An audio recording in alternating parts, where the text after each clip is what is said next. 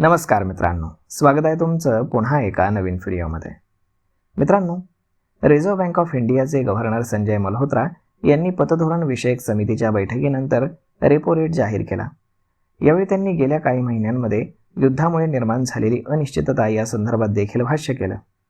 सध्या निर्माण झालेल्या आर्थिक स्थितीचं सखोल विश्लेषण केल्यानंतर रेपो रेट 5.25% कायम ठेवत असल्याचं संजय मल्होत्रा यांनी जाहीर केलं. आरबीआयनं सलग तिसऱ्यांदा रेपो रेट कायम ठेवत गृह कर्जदारांना दिलासा दिलाय. आरबीआयकडनं रेपो रेट कायम ठेवला जाईल अशी अनेकांना अपेक्षा होती. त्यानुसार रेपो रेट 5.25% कायम ठेवण्यात आलाय. यामुळे व्याजदरामध्ये कुठलीही वाढ होणार नाही. आरबीआयनं पतधोरण जाहीर करताना सलग तिसऱ्यांदा रेपो रेट कायम ठेवल्यानं गृह कर्जदारांना मोठा दिलासा मिळणार आहे. रेपो रेट कमी न केल्यानं किंवा त्यात वाढ न केल्यानं गृह कर्जाचा EMI जैसे थे राहणार आहे.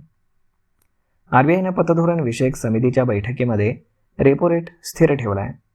आरबीआयचे गव्हर्नर संजय मल्होत्रा यांनी जागतिक पातळीवरती जी काही जिओपॉलिटिकल टेन्शन्स निर्माण झाली आहेत आणि जी अस्थिरता आहे आणि सप्लाय चेनमध्ये निर्माण झालेले जे अडथळे आहेत आणि ऊर्जा साधनांवरचा वाढलेला दर याचा विकासावरती परिणाम झाला असून महागाईचा अंदाजामध्ये वाढ पाहायला मिळाली आहे. पुरवठा तुटवड्याचा परिणाम चौथ्या तिमाहीमध्ये आणि त्यानंतर देखील कायम राहील. जागतिक संकटांनंतर देखील देशातील रिटेल महागाई दर निश्चित टार्गेटच्या खाली असल्याचं देखील सांगण्यात आलं आहे. संजय मल्होत्रा यांनी सांगितलं की आर्थिक अनिश्चिततेच्या काळामध्ये आम्ही आव्हानं पार करून पुढे जाऊ असा विश्वास आहे. पतधोरण विषयक समिती डेटावरती लक्ष ठेवेल. आरबीआयचे गव्हर्नर संजय मल्होत्रा हे म्हणाले की पुरवठ्यावरील दबाव आणि इतर घडामोडींवरती आमचं लक्ष असेल.